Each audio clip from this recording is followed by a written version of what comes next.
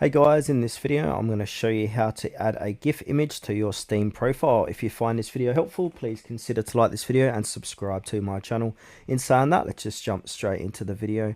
Okay, so what we need to do is open up Steam. From here, make sure to sign in. Then go ahead and click onto your profile and click on View My Profile.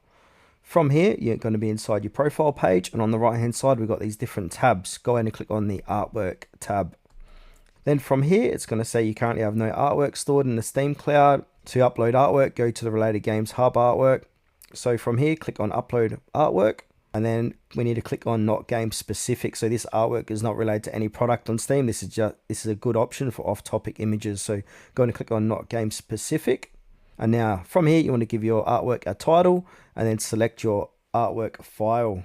Now go ahead and choose your file, but we need to take note. So Steam only allows static images as profile avatars by default. To use an animated GIF, you must have Steam level 10 or higher for profile customization and use a .webm or .mp4 video format via Artwork Showcase. Now, if you've got a GIF that you want to use, we need to go ahead and convert that GIF to a .mp4 or a .webm. So you can use any online converters for this.